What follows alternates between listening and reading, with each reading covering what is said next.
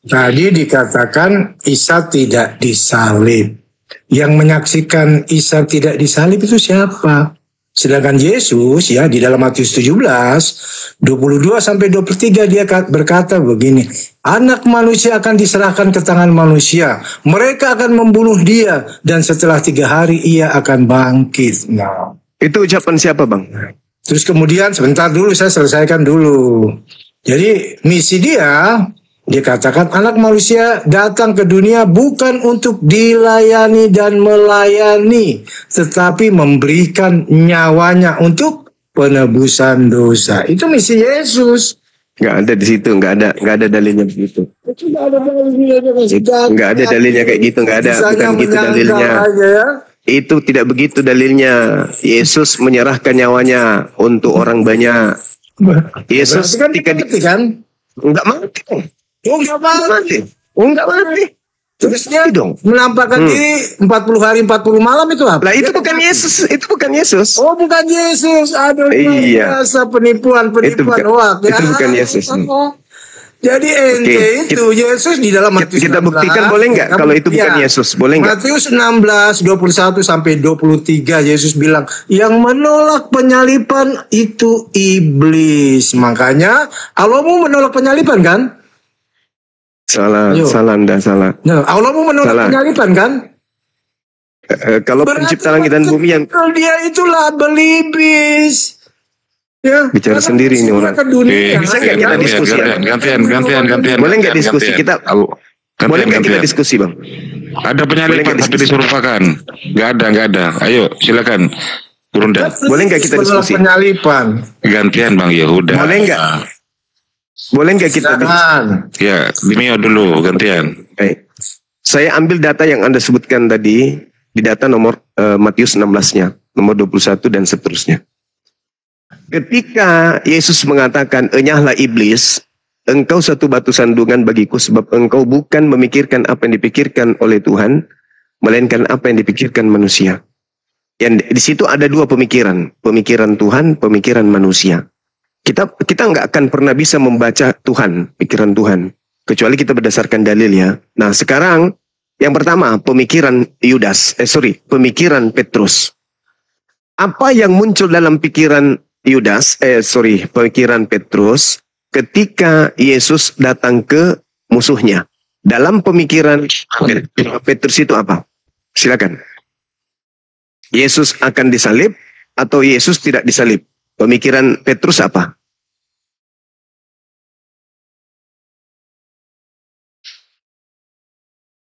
Pemikiran Petrus, Yesus akan disalib atau Yesus tidak akan disalib. Oke, saya baca dulu ayatnya ya, supaya kalian itu dengar. Sejak waktu itu Yesus mulai menyatakan kepada muridnya, ayat 21 ya, Matius 16, 21 ya. Dia harus pergi ke Yerusalem menanggung banyak penderitaan dari pihak-pihak tua, imam kepala, ahli Taurat.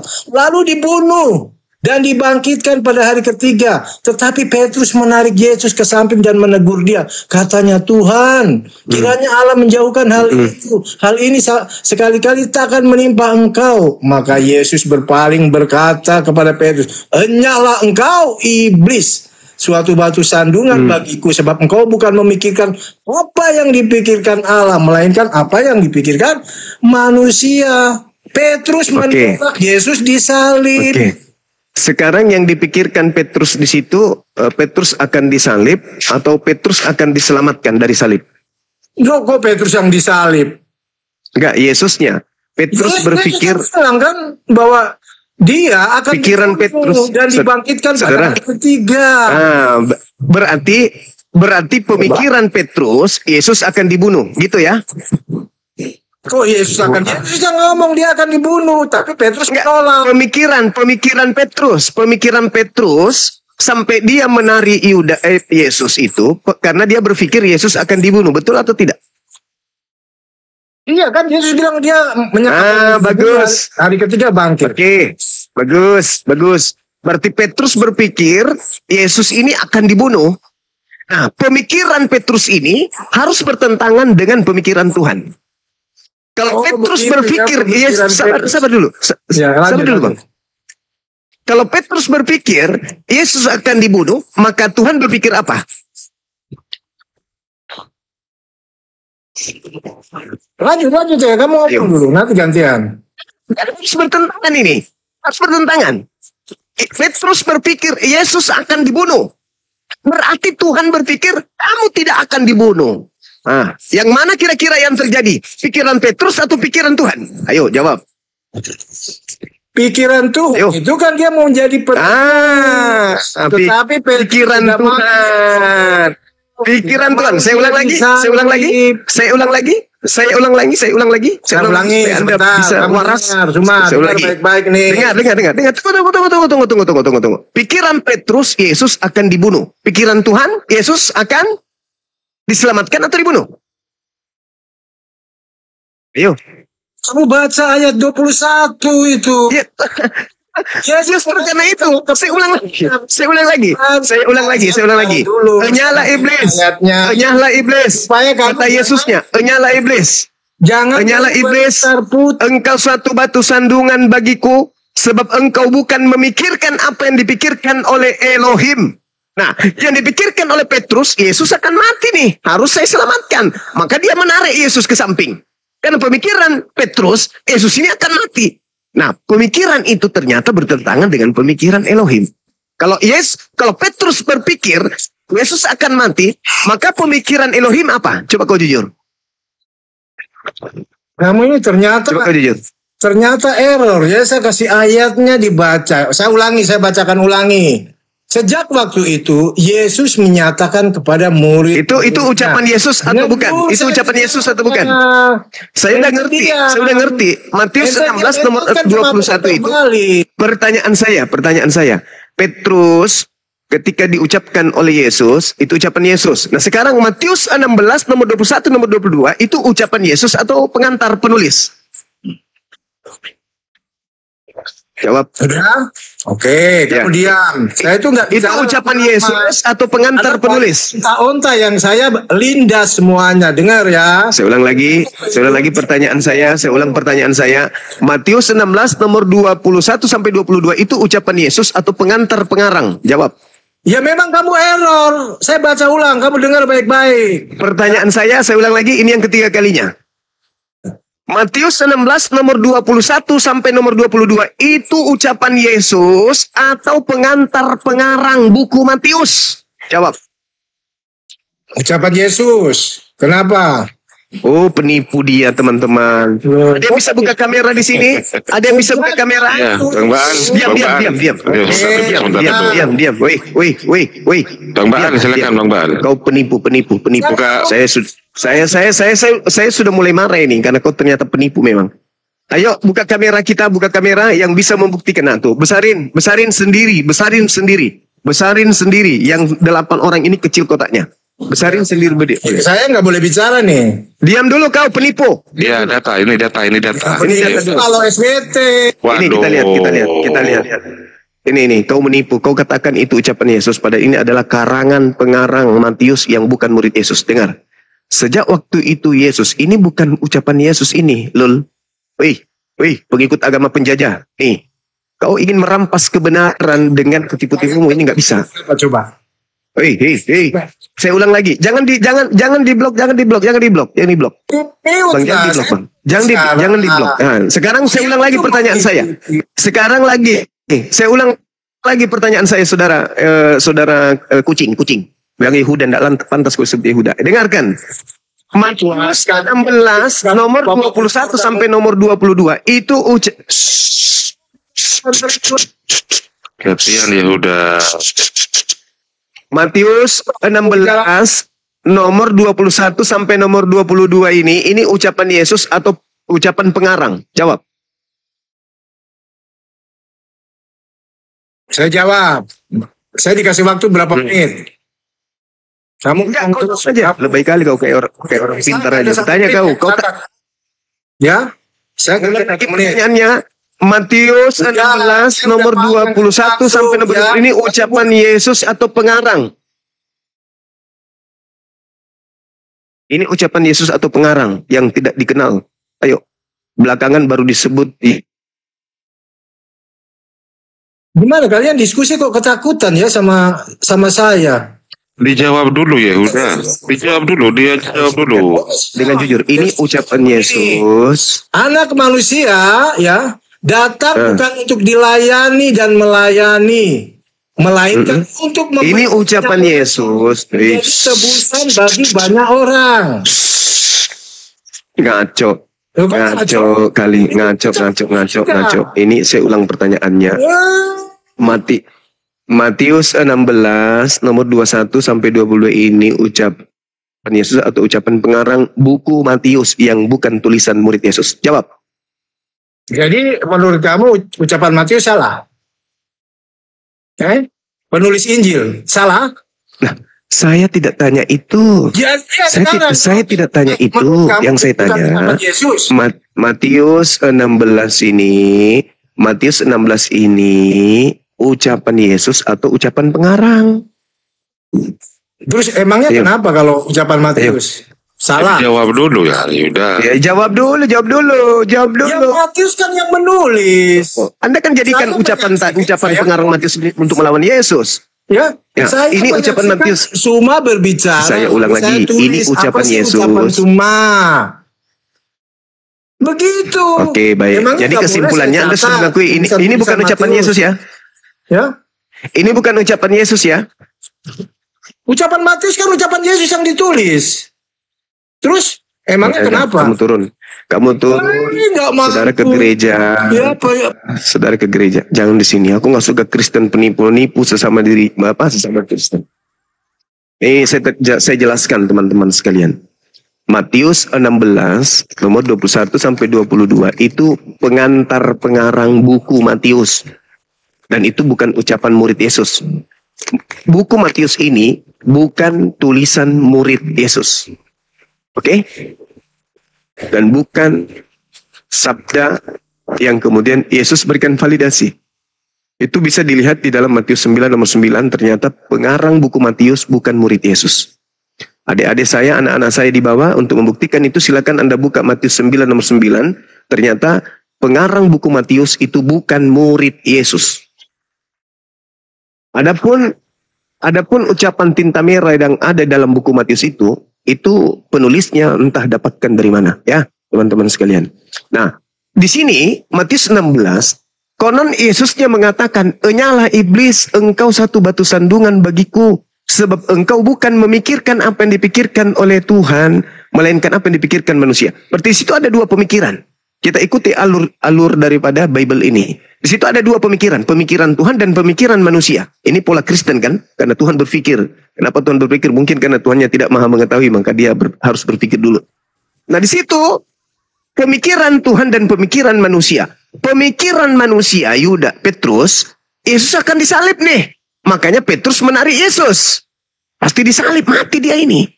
Ternyata pemikiran Petrus ini berlawanan dengan pemikiran Tuhan. Kalau Petrus memikirkan Yesus akan mati, maka Tuhan sudah jelas berpikir Yesus tidak akan mati. Meskipun seluruh manusia bekerja sama dengan setan untuk menyalibkan Yesus, kalau Tuhan mengatakan tidak mati, maka apa yang terjadi? Tidak mati. Berarti betullah Al-Quran. Berarti Al-Quran betul. Sabar dulu kau, sabar dulu. Sabar dulu. Berarti betullah Al-Quran dan juga betullah apa yang dinubuatkan oleh Daud, yang dikhutbahkan Petrus, bahwa Yesus tidak mengalami kematian, jasadnya tidak ditinggal di kubur, melainkan terangkat langsung ke langit oleh tangan kanan Elohim. Oke, saya jelaskan. Berarti Al-Quran betul. Khotbah saya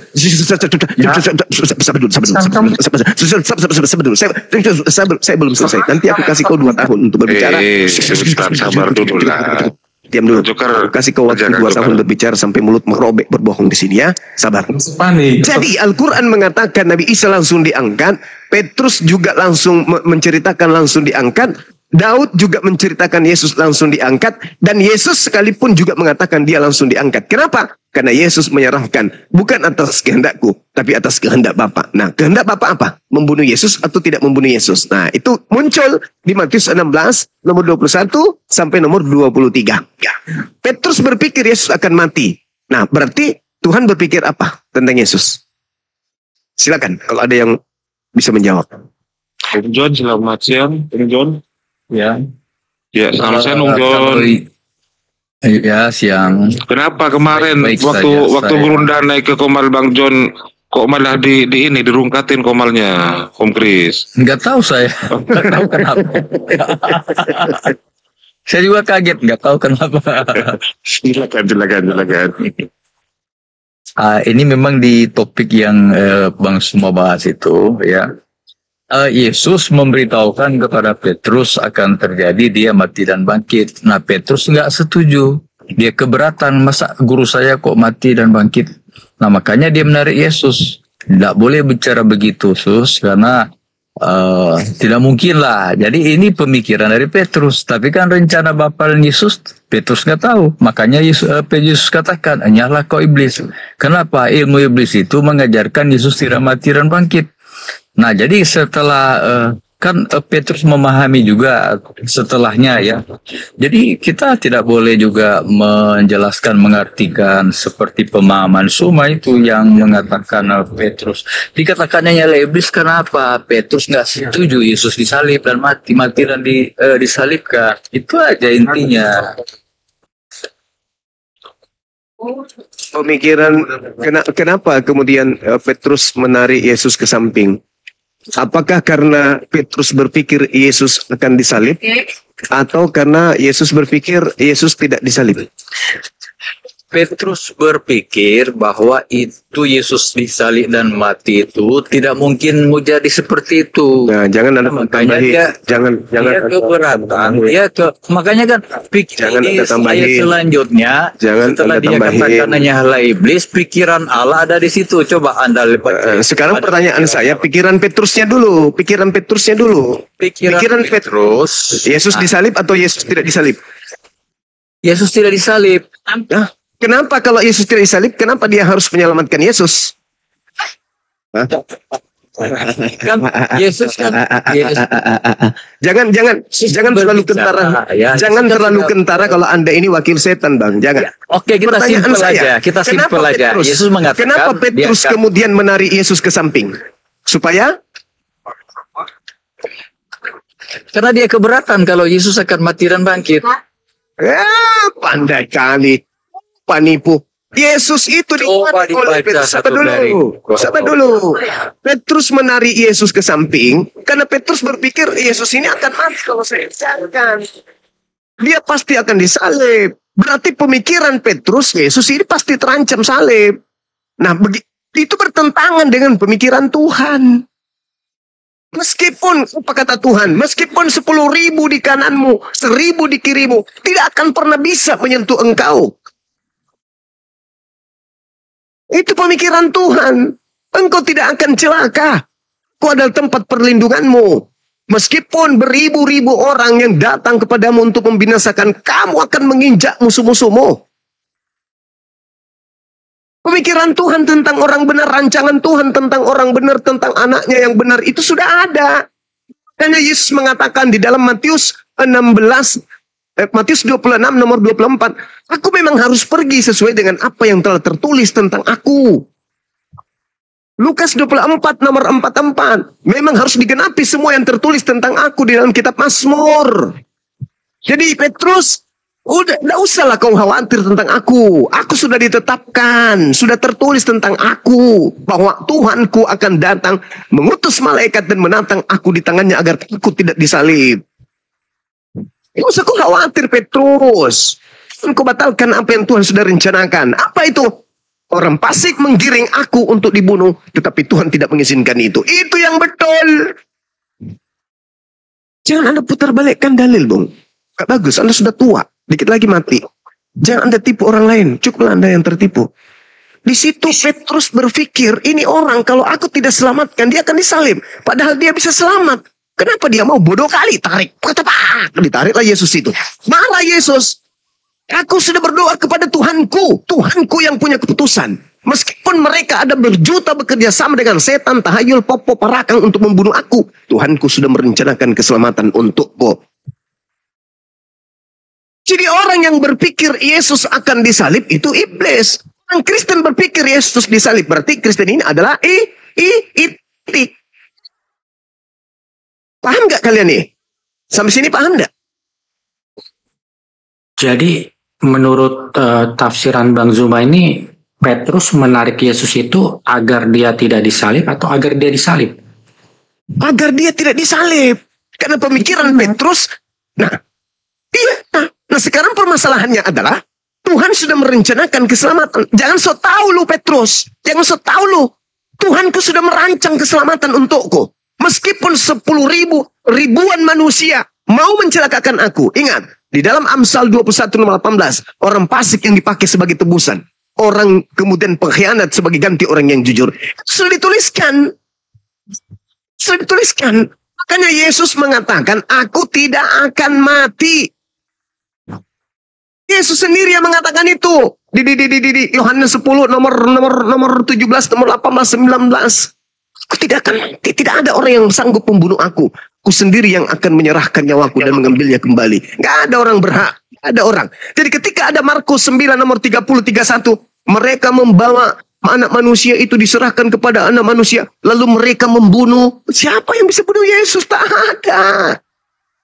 Tidak ada yang bisa membunuh Yesus. Itu pengakuan Yesus sendiri. Tidak ada yang bisa membunuh aku. Nggak ada.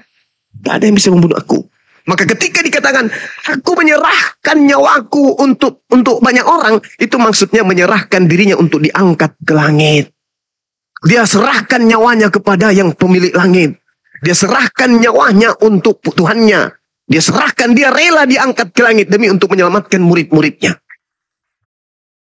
Andai Yesus tidak diangkat, andai Yesus tidak menyerahkan dirinya, nyawanya, jasadnya untuk diangkat ke langit, maka Yesus dan murid-muridnya akan dibasmi habis-habisan oleh Romawi berdasarkan perintah orang-orang Yahudi. Itu yang betul.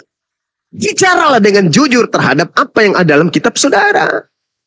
Tidak ada orang yang sanggup mengambil nyawaku, melainkan aku sendiri yang memberikannya dan mengambilnya kembali. Maksudnya apa? Tidak ada orang Roma, Yunani, orang Kotam lagi, orang Bugis, orang Makassar, orang Batak mau berkongkol membunuh Yesus. Tak akan ada yang bisa membunuh Yesus. Tak ada. Kenapa? Di belakang dia, coy, bukan cuma presiden doang. Pencipta langit dan bumi yang maha hidup dan maha mematikan. Man mau dibunuh. Tak ada yang bisa menyentuh Yesus itu, nggak ada. Jangankan kalian bunuh Yesus itu, kalian kasih dia saja di setengah tahun, Tuhan tidak izinkan. Paham? Yesus itu orang dijaga, coy. Yesus orang mulia, disucikan dunia dan akhirat. Datang kalian ingin membunuh mereka demi dosa-dosa kalian yang laknat itu. Enak aja. Kata Tuhan, lu siapa lu? Siapa lu? Ini anak yang aku anugerahkan kepada dunia, kepada Bani Israel sebagai juru selamat. Ente mau bunuh, nenek lu kiper. Itu apa kalian membunuhnya? Untuk dosa-dosa kami, paman. Enak aja. Lu yang berbuat, utusanku yang harus mati untuk kalian. Konsep dari mana itu? Jadi saudara, sekali lagi saya katakan, ketika Yesus mengatakan, enyahlah iblis, orang yang berpikir Yesus akan disalib itu adalah iblis. Sekarang saya tanya kepada saudara-saudaraku Kristen. Hei saudaraku Kristen, menurut kalian, Yesus itu disalib atau tidak disalib? Jawab. Saya jawab bisa, Bang. Ya, Yesus itu disalib atau tidak disalib? Jawab. Oke. Di dalam Matius 26 ayat yang kedua itu udah, nggak usah bicara dalil. Nggak usah bicara dalil. Nggak usah bicara dalil. Pertanyaan saya, menurut kalian Yesus itu sama dulu, itu udah selesai. Itu rangkuman sekolah minggu. Sekarang kita membahas Yesus itu disalib atau tidak disalib menurut kalian? Yesus disalib. Berarti kalian iblis. Begini, Berarti kalian iblis, kata Yesus. Orang yang berpikir Yesus disalib atau Yesus tidak disalib, itu iblis. Kalian iblis. Kalian iblis berarti. Berarti kalian iblis. Orang yang berpikir. Saudara-saudara, Yesus yang mengatakan, orang yang berpikir Yesus disalib, Yesus akan mati, Yesus akan dicelakai, itu iblis. Di mana dalilnya? Yang tadi itu, Matius 16, 21-23. Kenapa Petrus disebut iblis? Karena Petrus ingin menggagalkan kemudian rencana Tuhan. Rencana Tuhan menyelamatkan Yesus. Ya, begini Bang. Logikanya begini. Kalau Yesus itu Ya. tidak disalib, Bang, lalu buat apa dia dilahirkan tanpa Bapa gitu loh? Buat apa gitu? Kenapa lari ke situ? Ia dilahirkan tanpa Bapa untuk membunuh Yang kemudian mengatakan Yesus sihir-sihir tidak disalib itu yang ada iblis. pada zaman itu. Yang mengatakan Yesus disalib itu iblis. Yang mengajarkan Yesus disalib itu iblis. Ini datanya Oke, Bang Suma. yang lain. Suma, ini Yang naikkan saudara MP. Naikkan saudara MP biar saya diskusi dengan dia untuk membuktikan bahwa yang berpikir yang mengatakan Yesus disalib itu adalah iblis. Nah, Silakan. sebelumnya Yang ini lain saya diam, yang lain diam. Beritakan kami. Sebentar dulu, beritakan. Ya, udah. Sebentar dulu. Udah. Ini bukan sekolah minggu. Gantian. Tapi silakan. Ayo. Oke. Coba kamu tunjukkan di dalam kitabnya orang Yahudi, Tuhan ingin menyalib, atau jangan menyalib deh, berat. Tuhan ingin membunuh orang benar demi menyelamatkan orang yang tidak benar. Silakan. Ingat ya. Yang mau Yesus disalib menurut saya adalah iblis. Tetapi menurut Anda, yang tidak mau Yesus disalib itu adalah iblis. Sekarang mari kita lihat, mari kita tentukan, Tuhan ini iblis atau bukan iblis. Adakah Tuhan menginginkan membunuh orang yang benar demi untuk membenarkan orang yang bersalah? Kalau ada, silakan tunjuk dalil. Kalau tidak ada, berarti Anda iblis. Silakan. Saya diam, saya minta dalil. Silakan. Ya, itu Bang. Abel orang benar dibunuh tuh. Waduh, gak ada hubungannya. Itu bukan keinginan Tuhan membunuh Habel, nggak ada keinginan. Yang saya tanya, keinginan Tuhan membunuh orang benar demi untuk menyelamatkan orang yang tidak benar itu mana dalilnya? Sedangkan saya sudah mengatakan yang mau Yesus disalib, yang mau Yesus dibunuh itu iblis. Tapi Anda mengatakan yang tidak mau Yesus dibunuh itu justru iblis. Oke, saya ikuti iramanya. Sekarang tolong tunjukkan dalilnya di mana Tuhan mau membunuh orang benar demi untuk menyelamatkan Kristen laknat ini. Mana? Tunjukkan. Dalilnya. Saya tunggu. Silakan Mas Aha. Silakan Mas Aha. Anda butuh berapa tahun? Silakan. Ini MP kenapa dia ke perpustakaan MP? Weh. Masih gabling. MP. Pak ke perpustakaan kenapa?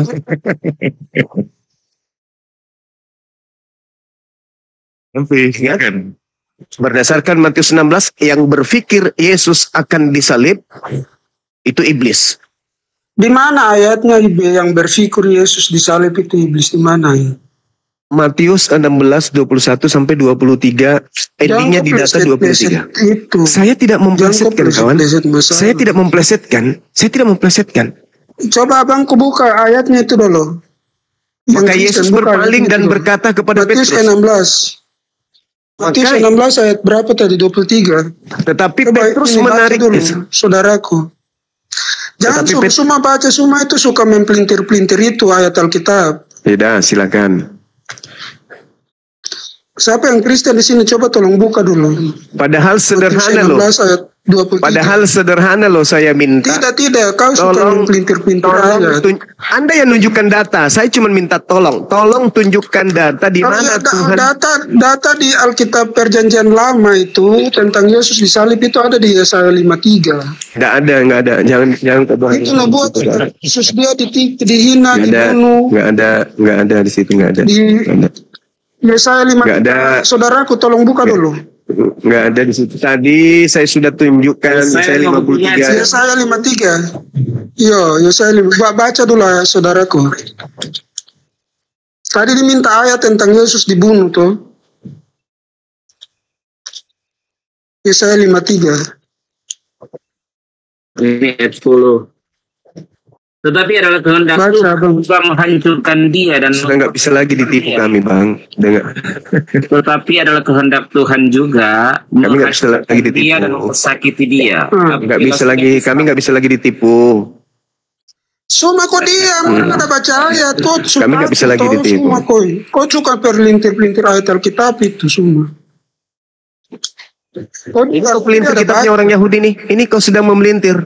Kau sudah memelintir kitab Yesaya 53 ini. Semua tidak usah tipu-tipu. Ini kitabmu atau kitabnya Yahudi? Ini kitabmu atau kitabnya Yahudi? Kau diam situ. Saudara MP. Kau pertanyakan. MP ini kitabmu atau kitabnya Yahudi? Tadi kan Saya tanya dulu. Iya, kau di mana ayatnya? Sekarang orang tunjuk kau begini. Kau kejang-kejang. Oke. Jawab dulu Api. Baca dulu. Iya, Itu perjanjian lama itu kitab Kristen atau kitab Yahudi. Baca dulu. Saudaraku, baca dulu ayatnya itu. Kau mau lari gara-gara kita sudah dapat ayat. Aduh. Silakan. Biar nggak apa-apa. Ayat 10 aja ya, tetapi adalah Silakan. kehendak Tuhan juga menghancurkan Kenapa nggak baca dari awal? Kenapa? Kau juga ambil ayat dalam Alkitab itu cuma sepotong-sepotong. Sekarang kau suruh kita baca selesai. Kau Oke, silakan. Silakan dibaca baca dulu. sepuluhnya saja, bangku. Tetapi adalah kehendak Tuhan juga menghancurkan dia dan mempersakiti dia.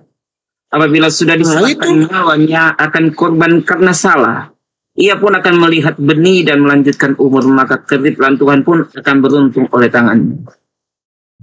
Itu ayatnya. Kenapa Coba- bilang Yesus tidak disalib? Coba kamu tunjukkan bahwa itu untuk Yesus. Silakan.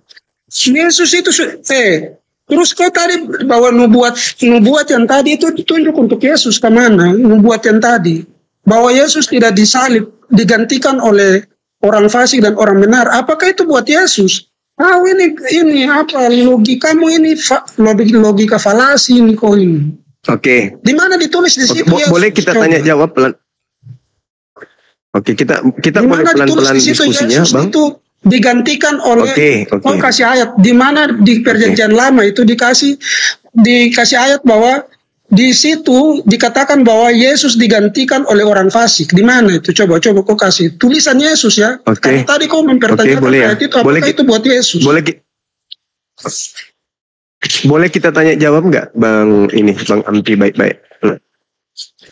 Kayaknya Anda sedikit agak berisi. Tadi mempelintir-pelintir ininya. terus. Tumitnya. Kasih ayat itu, Oke. kasih.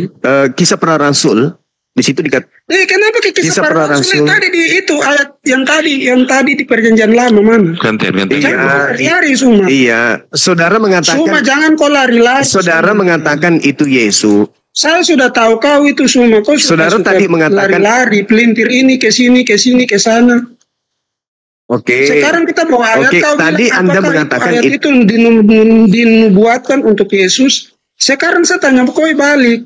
Tadi ayat yang kau bawa itu bahwa manusia yang laknat itu digantikan oleh Yesus di mana? Tadi kau bawa ayat tadi itu. Mana ayatnya? Amsal 21 nomor 18. Nah, Amsal 21 itu apakah dia berbicara tentang Yesus? Kasih Itu ayat. berbicara mengenai orang benar dan pengkhianat. Nah, berarti itu bukan untuk Yesus. Ada nggak pengkhianat di tubuh Yesus? Ada pengkhianat. Siapa? Dan apakah Siapa pengkhianatnya? siapa pengkhianatnya? Coba. Iya, siapa pengkhianatnya? Siapa pengkhianat menurut kau di Al-Quran? Mana? Ya ke Al-Quran. Siapa pengkhianat? Coba. Al-Quran nih. Kayaknya kau itu suka Nah, ya, ini tanda sudah ngalah, ini udah kalah ya. Bukan. Ya. Kau yang suka pelintir ayat. Di mana? Saya Di mana pelintir pengkhianat menurut Kamu yang menurut melintir Al-Quran? Mana? dari pengkhianat lari ke Al-Quran. Kau yang memelintir terlalu jauh. Iya, karena kau tadi bilang apa ini ada pengkhianat di situ. Di mana Al-Quran mencatat tentang pengkhianat? Yesus mengatakan harus digenapi semua yang tertulis tentang dirinya di dalam kitab Amsal. Iya, itu ada ayatnya tergenapi karena dia harus dibunuh, seksa, Bukan di dalam menderita Al-Quran, dan deh. mati. Saudara, Itu ada bukan di- ayat tentang kegenapan itu ada di ayat Alkitab bahwa dia akan menderita, dia akan dibunuh dan ya itu disiksa. menurutmu untuk Yesus Itu kan? menurut saya bagaimana? Itu ada di Alkitab, ada di perjanjian baru itu. Itu menurutmu tentang Yesus kan? Betul nggak? Tidak menurut saya, itu menurut perjanjian baru. Injil itu. Enggak, yang Yesaya 53 menurut kamu itu untuk Yesus kan? Iya, karena kau minta bersabar. Cuma Tetapi menurut penulisnya. Begini tadi kau bawa ayat tentang Amsal itu bahwa itu dibuat seperti itu buat Yesus. Tapi di sana tidak tertulis. Nah, saya bawa ayat tentang Yesaya. Kau bilang apakah itu dinubuatkan buat Yesus? Ada tertulis nama Yesus di situ. Ya saya bilang sama dengan ayatmu tadi. Begitu, Tidak, jadi Bang. jangan putar-putar. Dengarkan saya. Menurut penulis Yesaya, itu bukan untuk Yesus. Menurut Amsal juga itu bukan untuk Yesus. Terus apa? Sinyal Gurunda kayaknya keganggu lagi. Iya, terganggu karena dia bikin Bagaimana? itu bicara sembarang. Dia tidak ada di Makassar, dia masih di Jawa. Masih di planet Pluto beliau. Hampir diskusinya santai gitu loh. Anda Ya, bertanya, santai. Anda Kayak bertanya, yang tapi Anda yang panik gitu loh. Sekarang saya Anda yang bertanya, Anda yang mengamuk. saya bertanya. Sabar, Saya Bang. tidak bertanya, saya mau menegaskan bahwa Abang, semua ini saya masih bukan ada di atas. binti rakyat. Masih di atas. masih di atas Gurunda. Abang mengatakan bahwa Yesaya 53 itu untuk Yesus. Tapi penulis Yesaya mengatakan itu bukan untuk Yesus. Mana yang benar? Abang juga tadi membawa Amsal itu, abang menunjukkan itu buat Yesus. Dia penulis Amsal juga Karena tidak Yesus yang mengatakan itu. kepada Yesus. Yesus yang mengatakan. Siapa yang mengatakan? Yesus mengatakan dalam Lukas 24 nomor 44, Bang. Harus digenapi semua yang tertulis tentang aku di dalam kitab Amsal. Nabi itu tentang Yesus yang mengatakan pembunuhannya, itu. kesengsaraannya itu. Anak manusia akan diserahkan kepada tangan-tangan berdosa untuk dihukum, dibunuh, dan bangkit pada hari ketiga. Itulah kegenapannya. Semua kau jangan tipu-tipu semua. Saudara, menurut penulis buku Yesaya 53 itu bukan untuk Yesus. Terus untuk siapa Nah, yang harus dirajam, disengsarakan, itu untuk siapa? Seluruh yang ada di dalam ditombak, ditikam, seluruh yang ada di dalam kitab Yahudi itu, di dalam kitab Yesaya itu bercerita tentang Yehuda dan Yerusalem dalam masa Usia, masa Yotam, Ahaz dan Hezekia. Bukan zaman Yesus, Bang. Baca Yesaya 1.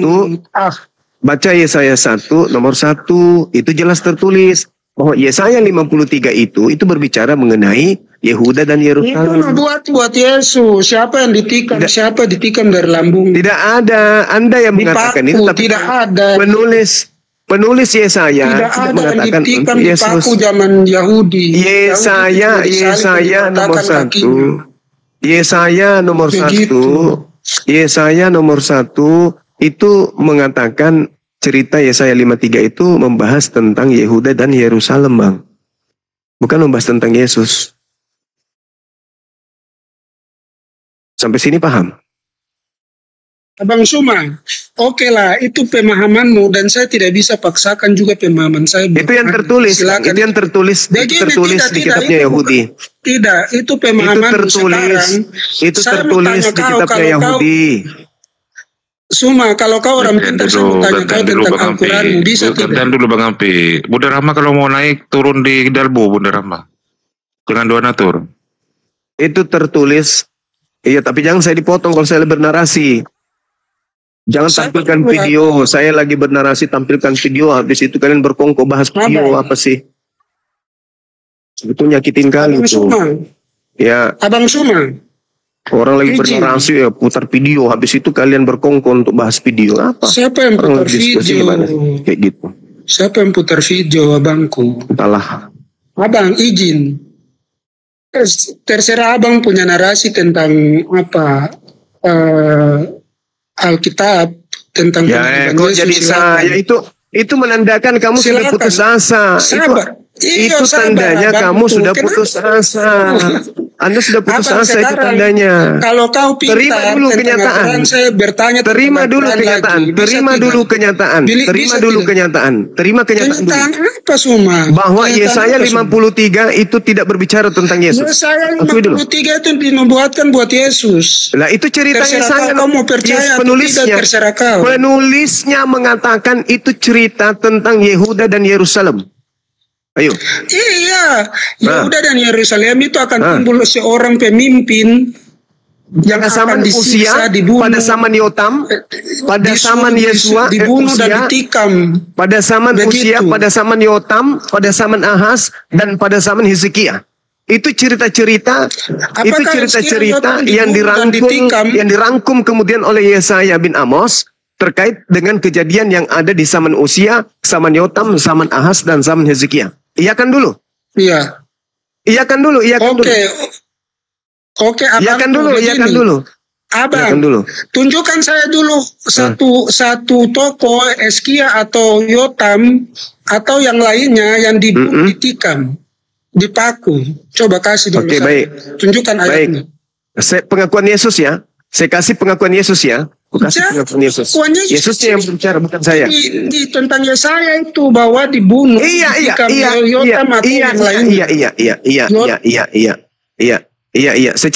Saya kasih datanya berdasarkan pengakuan Yesus. Di dalam Matius 23. Tunggu gantian dulu Bang Api. Gantian dulu Bang Api. Gantian kita. Gantian, boleh kan? Soalnya jaringanku nggak bagus. Yesusnya mengatakan begini, sebab itu lihatlah, aku mengutus kepadamu nabi-nabi dan orang-orang bijaksana dari ahli-ahli Taurat, separuh di antara mereka kau bunuh dan kamu salibkan, yang lain akan kamu sesah di rumah-rumah ibadahmu, dan kamu aniaya dari kota ke kota, supaya kamu menanggung akibat penumpahan darah orang yang tidak bersalah, mulai dari Habel, orang benar itu, sampai kepada Zakaria anak bereknya, yang kamu bunuh di antara tempat kudus dan mesbah. Apakah Anda sudah akui bahwa ternyata cerita ditombak dan seterusnya itu Yesus sendiri katakan bahwa itu memang terjadi pada zaman Habel sampai ke Zakaria? Betul nggak? Yesus akui nggak bahwa cerita yang ada di Yesaya 53? Pertanyaannya begini, tadi abang bilang katanya dengar. itu tidak bisa dibunuh, sedangkan Habel itu dibunuh. Dengar. Ini logika abang ini rusak. Dengar. Jangan lari kemana-mana dulu. Tadi abang katakan bahwa orang benar tidak bisa dibunuh, digantikan oleh orang fasik. Sekarang orang benar yang Habel ini. Astagfirullahaladzim. Gantianlah Bang Ampi. Congor babi. Iya. Sinyalnya Bang Zuma itu lagi gak stabil. Sinyalnya beliau. Congor babi, dengarkan saya dulu. Gantian dulu. Woi, congor babi, muka babi, dengarkan saya. Apakah Anda muka babi, muka babi, dengarkan saya, muka babi, dengarkan. Benarkah Yesus mengatakan bahwa orang-orang Yahudi itu adalah gemar menganiaya para nabi, utusan Tuhan, dan jokar kerja. Aduh, Bang Api. Turunkan aja nih. Muka babi ini turun. Kenapa bilang sama muncul kayak babi? Mukamu memang muka babi. Sakit hati kau. Coba kau buka kameramu, aku mau lihat mukamu. Pasti mirip. Udah aku bilang, Anda kan bertanya di mana Yesaya 53 itu ya bisa dinisbahkan kepada orang-orang yang hidup di zaman Hezekia, zaman Hezekia, zaman Usia, zaman Yotam, zaman Ahaz, yang bercerita tentang Yehuda dan Yerusalem. Saya kasih pengakuan Yesusnya. Sebab itu, lihatlah aku mengutus kepadamu nabi-nabi, orang-orang bijaksana dan ahli-ahli Taurat, separuh di antara mereka akan kamu bunuh dan kamu salibkan. Yang lain akan kamu sesah di rumah-rumah ibadahmu, dan kamu aniaya dari kota ke kota, supaya kamu menanggung akibat penumpahan darah orang yang tidak bersalah, mulai dari Habel, orang benar itu, sampai kepada Zakaria anak bereknya, yang kamu bunuh di antara tempat kudus dan mesbah. Berarti Yesaya 53 ini bercerita tentang orang banyak, bukan? Bukan hanya Yesus, kan? Makanya dikatakan di dalam Yesaya 1:1 itu bercerita tentang orang-orang, raja-raja Yehuda dan raja-raja Yerusalem. Yesus masuk nggak di situ? Enggak. Nah, Anda bertanya, di mana? Ya, saya kasih data. Yesus mengakui bahwa orang-orang Yahudi itu adalah keturunan ular beludak. Celakalah kamu, hai ahli-ahli Taurat dan orang-orang Farisi, hai orang-orang munafik, sebab kamu membangun makam nabi-nabi dan memperindah tubuh orang-orang yang saleh, dan berkata, jika kami hidup di zaman nenek moyang kami, tentulah kami tidak akan ikut dengan mereka dalam membunuh nabi-nabi itu. Mereka pembunuh nabi-nabi, kan? Berarti ini yang dinubuatkan di dalam Yesaya 53, bukan Yesus. Tolonglah diskusi yang dewasa. Karena Anda nggak mau diajak dewasa, makanya saya katakan muka babi. Saya tidak pernah memaki orang kalau orang itu mau diajak cerdas. Tapi kalau mau diajak gila ya aku bilang muka babi supaya kau lari dari sini, supaya kau berpikir, oh kenapa muka saya disebut babi? Karena mulutmu congor babi. Sudah dibilang Yesaya 53 itu bukan untuk Yesus. Dalilnya mana? Baca Yesaya 1 nomor 1. Ternyata konsep yang ada di dalam Yesaya 1 sampai Yesaya 66 itu berbicara tentang raja-raja Yehuda dan Yerusalem. Datang pula kan, ini banyak anak di saya yang punya tinggal. Nenekmu kiper, mana ada? Cobalah diskusi itu yang bagus, ya. Jangan muka babi, congor babi. Marah dibilang dia congor babi. Nah, tiap hari dia makan babi. Makanya saya suruh. Masih ada yang mau waras silakan. Berita, silakan berita. Ya. Saya menyimak diskusinya. Jadi teguran Yesaya itu bukan hanya kepada bangsa Yehuda pada waktu itu, tapi kepada bangsa Israel, kepada bangsa Babel, itu di dalam ayat pasal yang 47. Jadi ternyata pernyataan tentang pasal 1 itu bicara tentang waktu penulisan. Hidup di zaman apa Yesaya itu? Dan itu dikatakan bahwa Yesaya itu hidup di zaman Raja Yehuda. Dari Raja Usia sampai Raja Hizkia. Itulah zaman kehidupan Raja Yesaya. Tapi tentang teguran-teguran nasihat itu kepada bangsa-bangsa. Pada bahkan zaman. Kalau kita melihat dalam ayat-ayat misalnya pasal 47 itu kepada Raja Babel. Kepada Apa omong ini? Hei, kamu ngomong apa? Kamu ngomong apa? Ini datanya. Ini Yesaya 47. Maka dulu Tuhan putri anak-anak darah Babel.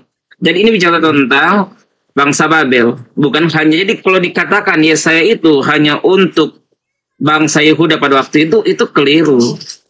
Salah. Kenapa? Kau menangkap. Salah caramu menangkap. Salah. Dengarkan. Yesaya 1 di situ dikatakan oleh penulisnya. Penglihatan yang dilihat Yesaya bin Amos tentang Yehuda dan Yerusalem dalam era Usia, Yotam, Ahaz, dan Hizkia, raja-raja Yehuda. Kalau berbicara mengenai Raja Babel, itu di zaman mana? Apakah zaman Usia, zaman Yotam, zaman Ahaz, atau Hizkia? Salah satu dari 4 itu. Kamu ini gimana ya? Sok paten tapi blow on.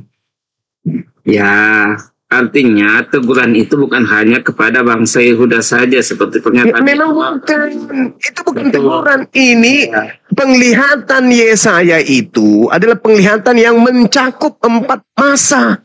Ya, zaman Usia, Yotam, Ahaz, dan Hizkia. Enggak ada zaman Yesus. Lama. Diskusi tentang penyalipan aja. Nah, udah keok di sini. Udah keok. Gimana? Kan saya hanya menanggapi. Iya, kamu melarikan ke Babel. Babel itu masuk ke dalam raja zaman Usia. Apa yang masalah di situ? Nggak ada masalah. Zaman Usia. Tidak ada masalah di sana.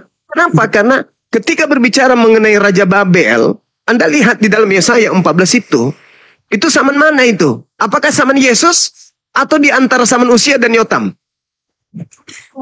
Gak ada masalah. Anda ini, saya sudah sampaikan, orang Kristen ini yang tidak memiliki arah, yang tidak ada pegangan, mencoba untuk menipu orang Islam dengan mengatakan penyaliban sudah dinubuatkan Yesaya 53. Datang saya mengatakan itu bohong. Yesaya 53 itu menurut penulisnya bukan berbicara mengenai Yesus. Dan menurut juga Yesus itu bukan berbicara tentang dirinya. Dan menurut orang Yahudi juga tidak berbicara tentang Yesus. Dan lagi-lagi, ketika berbicara mengenai penyaliban Yesus, itu nubuat yang dibuat oleh Imam Kayafas di dalam Yohanes 11. Apa itu? Yesus harus mati untuk bangsa Israel. Bukan untuk kalian.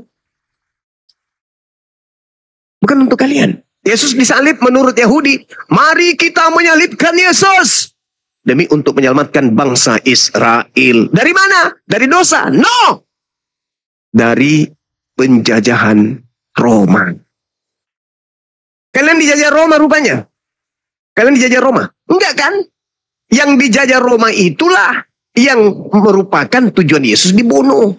Baca Yohanes 11. Supaya kalian itu sadar. Umat Israel lebih paham Bible daripada kalian. Paham?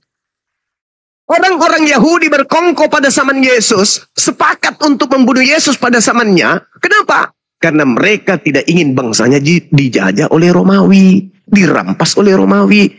Belakangan muncul dari Roma ajaran penyembah dewa-dewa. Menganggap Yesus mati karena dosa waris. Untuk nebus dosa. Dari mana ilmunya itu? Dari mana? Itu karangan Paulus. Paham sampai situ ya? Terus kemudian saudara, ketika Anda berbicara mengenai kitab Yesaya 53, itu Anda ditertawakan sama pemilik kitab. Itu kan kitab kalian itu. Itu kitabnya orang Yahudi. Yang tak ada hubungannya dengan kalian. Sama sekali nggak ada hubungannya. 4 masa kitab Yesaya itu bercerita. Masa Uzia, masa Yotam, masa Ahaz, masa Hezekia. Masa Karisteng, nggak ada. Jadi jangan ngadi-ngadi. Dulu kalian bisa nipu orang dengan cara itu. Sekarang nggak bisa. Bang Suma dengan timnya sudah hadir. Mereka lebih paham Bible daripada kalian. Kalian menjadi Kristen bukan karena paham Bible. Yang kalian lakukan sekarang ini ada bertahan. Kalian menegakkan benang basah.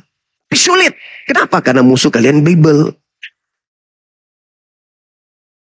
Oh ya, sampai situ ya. Nah sekarang Anda ingin melarikan materi kepada penyaliban. Silakan. Saya jawab. Pertanyaan saya. Ya, pertanyaan tadi apa? Saya bisa jawab. Oke. Silakan. Ya. Tidak ada tidak ada hubungannya dengan bangsa, dengan kita orang Kristen tentang hal, karena itu hanya diperuntukkan untuk bangsa Israel. Itu kan pertanyaannya. Saya catat tadi kayak gitu. Tetapi dikatakan di dalam Yohanes 1 ayat 29, pada keesokan harinya ia nampak Yesus datang kepadanya, lalu katanya, lihatlah anak domba Allah yang mengangkut dosa isi dunia. Ini isi dunia bukan hanya kepada bangsa Israel, tetapi kepada isi dunia. Karena itu Yohanes 3 ayat 16, karena demikianlah Allah mengasihi isi dunia, itu bukan lagi hanya untuk bangsa Israel, sehingga dikaruniakannya anaknya yang tunggal itu, supaya barang siapa yang percaya akan dia jangan binasa, melainkan beroleh hidup yang kekal. Ini perkataan Yesus, bahwa perkataan Yesus dalam Yohanes 3:16, perkataan Yesus dalam Yohanes 3 ayat ke-16, bahwa dia berkata, karena demikianlah Allah mengasihi si dunia ini sehingga dikaruniakannya anaknya yang tunggal, sehingga barang siapa yang percaya kepadanya tidak binasa dan melainkan beroleh hidup yang kekal. Dan nubuatan juga terjadi dalam Yohanes 1 ayat 29. Tengoklah, lihatlah anak domba Allah yang mengangkut dosa isi dunia. Maka itu berhubungan dengan Yesaya 53 ayat 7. Tentang pernyataan bahwa kitab perjanjian lama tidak ada hubungan dengan kami orang Kristen, saya akan jelaskan bahwa pengikut-pengikut Kristus di awal, ada 12 murid itu orang Yahudi, ada 70 murid itu orang Yahudi, ada 4.000 orang yang pernah merasakan mujizat, mereka banyak mengikut Tuhan. Itu orang Yahudi. Dan banyak orang Yahudi, dan mereka lah yang dikatakan mereka orang Yahudi. Sudah diam penipu. Dengarkan. Mereka pun berbakti. Saya selesaikan dulu narasi saya, karena ini jawabannya. Penting aku lihat pembohong berbicara, pembohong penipu berbicara. Penting tahu. Saya akan mengkasih dengan data. Nih, dengarkan dongengmu yang pertama. Kamu mengambil karangan penulis buku Yohanes 1. Itu bukan murid Yesus yang mengarang cerita itu. Paham ya? Itu camkan baik-baik. Bukan murid Yesus. Yohanes 1:29 itu bertentangan dengan pernyataan Paulus sendiri dalam Galatia 4 nomor 5. Yesus mati menebus dosa orang-orang yang tunduk di bawah hukum Taurat. Oke? Bertentangan dengan pengakuan Paulus. Saya ulang lagi. Galatia 4 nomor 5, Yesus menebus dosa-dosa orang atau takluk di bawah hukum Taurat. Siapa yang tunduk di bawah hukum Taurat? Siapa yang kemudian ditujukan hukum Taurat ini? Orang Yahudi. Berdasarkan pengakuan Paulus sendiri, Yesus itu menebus dosa orang Yahudi saja. Galatia 4, nomor 5. Catat dulu. Yang kedua, kebohongan Yohanes 1, nomor 29. Yesus dianggap domba di situ yang menghapus dosa dunia. Kenapa si pengarang Yohanes ini menganggap Yesus binatang? Kenapa?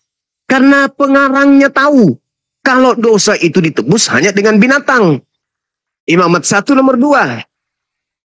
Katakanlah kepada orang Israel, orang Yahudi, apabila mereka hendak mempersembahkan kurban penebus dosa kepada Elohim, maka hendaklah mereka mempersembahkan hewan. Makanya kamu mengimani kitab catatan pengarang yang mendudukkan Yesus setara dengan binatang, hewan. Sejak kapan Tuhannya Yahudi menghapus dosa dengan menggunakan darah manusia? Sejak kapan? Hah? Siapa yang mengajarkan itu? Pengarang buku Yohanes. Siapa pengarang buku Yohanes ini? Bukan murid Yesus. Di mana dikatakan pengarang buku Yohanes itu bukan murid Yesus? Di buku Yohanes sendiri. Di mana tertulis? Yohanes 21 nomor 24. Berarti Yohanes 1:29 yang mendudukkan Yesus sama setara dengan binatang, itu bukan sabda Yesus. Itu bukan ucapan murid Yesus. Itu bukan firman Tuhan. Tapi kamu percaya. Yesus disetarakan dengan binatang, kamu percaya. Yang disetarakan dengan binatang itu binatang. Kenapa orang Yahudi menebus dosa dengan binatang? Karena memang itu polanya. Imamat 1 nomor 2. Katakanlah kepada orang Yahudi, apabila mereka ingin menebus dosa, hendaklah mereka mempersembahkan hewan ternak, kambing, domba, sapi, lembu. Paham sampai situ? Wih, paham sampai situ? Makanya orang Roma yang pingin juga punya keselamatan, Yesus yang adalah manusia dibinatangkan di dalam kitabnya. Islam mana yang mau ditipu? Saya mau tanya Islam yang ada di sini. Wahai saudara-saudaraku Islam, bolehkah seorang nabi disetarakan dengan binatang? Boleh atau tidak? Tidaklah. Tidak boleh. Saudara-saudaraku Muslim, adakah ajaran Tuhan menebus dosa dengan membunuh manusia? Ada? Ada? Tidak ada. Tidak ada. Lalu siapa yang mengajarkan orang-orang Barat yang kepercayaannya dianut oleh orang Kristen sebagian di Indonesia ini? Manusia dosanya ditebus dengan mempersembahkan korban manusia. Ada yang mengajarkan seperti itu? Ada Tuhan mengajarkan itu? Tidak ada. Nah, sekarang kita udah tinggalkan materi itu daripada kita dengarkan kebohongan kibulan dari saudara ini. Saudara, berita kematian. Dengarkan. Berita kesesatan. Dengarkan saya. Apa tujuan Yesus mati disalib untuk Kristen? Jawab. Itu pertanyaan. Data-data tadi bisa saya bantah Bang, semua tuh nggak bisa. Nggak usah. Kau hanya melintir aja. Silakan. Apa tujuannya? Apa tujuan Kristus mati disalib untuk Kristen? Saya tunggu tentang penulis kitab Yohanes. Saya ingin katakan bahwa ada yang namanya P52 dan P64. Di situ jarak penulisan dengan sang penulis itu jaraknya hanya sekitar 40 atau 20 atau belasan tahun. Dan ada saksi matanya yang namanya Papias yang menyatakan tentang Tolong kamu tunjukkan, tolong kamu bantah Yohanes 21:24. Coba kau bantah dulu. Bantah dulu itu. Bantah dulu. Kalau diskusi lompat-lompat gini saya bantah dulu. Mana? Yohanes 8. Ya, Anda kan ingin Yohanes 21:24. Anda bantah coba. Maka iaitulah murid yang menyaksikan segala perihal ini dan yang telah menyuratkan segala perkara ini, dan kita ketahui bahwa kesaksian itu dengan sebenar-benarnya. Terus itu yang menulis itu siapa? Yohanes. Hah? Yohanes. Terus yang memberikan kesaksian siapa? Yohanes menyaksikan tentang hal itu, dia menulis tentang kesaksian itu, bahwa kesaksian itu Dia mengatakan dialah murid. Iya. Dia mengatakan dialah murid. Gini Bang, cara penyampaian konteks Cara penyampaian kibulan orang Yahudi dengan orang Indonesia kan berbeda. Penyampaian kibulan mengukur tentang tidak seperti sama seperti penulisan dalam kitab suci Abang, kan berbeda cara penyampaiannya. Ada ilmu-ilmu tafsirnya tersendiri untuk mengetahui hal itu. Masa dinilai dan yang telah menuliskannya, dan kita tahu kita di situ siapa? Pandai-pandaian kau panipu. Adalah ini kan data. Maka ya itulah murid yang menyaksikan. Kalau penulis, kalau Yohanes ini penulis buku Yohanes, maka dia akan menuliskan begini: akulah murid yang memberikan kesaksian tentang semuanya ini, dan yang telah menuliskannya untuk kalian, agar kalian tahu bahwa kesaksianku itu benar. Itu kalau Yohanes murid Yesus yang menulis. Jelas tertulis di situ, dialah murid yang memberi kesaksian tentang semuanya ini, dan yang telah menuliskannya, dan kita tahu bahwa kesaksiannya itu benar. Itu bukti bahwa penulis Bibelmu itu bukan murid Yesus. Dah, selesai. Mau pindah nggak atau masih mau bohong di sini? Kebohonganmu ingin kau pertebal atau kau mau pindah? Apa dibilang bohong, yang penting tentang kebenaran. Pertama yang kebenaran, dalil bercerita gitu. Saya tahu pertama yang pertanyaannya, kalau Anda memaksakan konsep dari Roma ini benar, pertanyaan saya pada saudara, apa fungsi kematian Yesus di atas salib untuk Kristen? Jawab. Sudah jelas. Sudah jelas bahwa pernyataan di dalam Yohanes 1 ayat 29, Yohanes 3 16. Yohanes 1 ayat 9, lihat anak domba Allah mengangkut dosa isi dunia. Anak domba apa fungsi kematian Yesus? Penebus dosa. Untuk orang Kristen. Untuk kita orang Kristen, penebusan dosa itu untuk orang Kristen, untuk pengikut Kristus. Artinya Kristen pengikut Kristus. Kristus ada di dalam kamu, memang mati karena dosa. Ayo. Mana ditebus Yesus? Mana yang Yesus tebus? Yohanes 1 ayat 9. Itu sangat jelas. Lihatlah anak domba Allah. Satu gak usah bahas itu. Aja nih, suratnya pendiri agamamu nih. Roma 8. Kalau Kristus ada di dalam kamu, maka tubuhmu memang mati karena dosa. Ayo. Berarti orang Kristen ini tubuhnya mati karena apa? Suara saya masih kedengaran? Roma 8 ayat 8. Roma 8 ayat 8. Roma 8 nomor 10. Ya. Pertanyaan saya.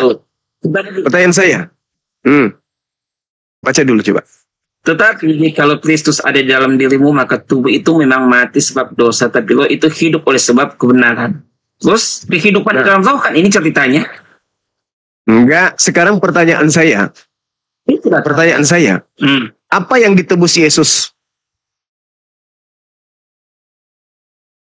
Dosa di situ dikatakan. Nah, dosa. Yesus menebus dosa. Berarti Kristen ini tidak ada lagi dosa, kan? Bukan serta-merta seperti itu. Tetapi mulai goyang digoyang.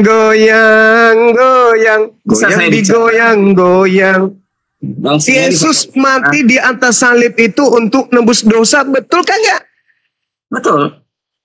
Nah, terus kenapa Kristen mati karena dosa?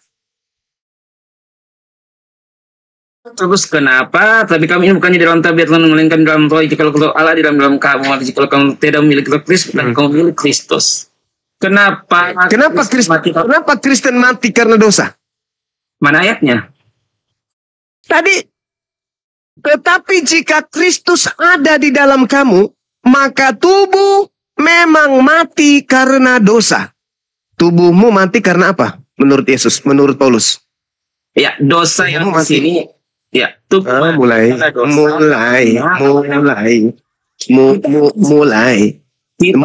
Menyatakan dengan data, Bang Suma. Data. Mulai.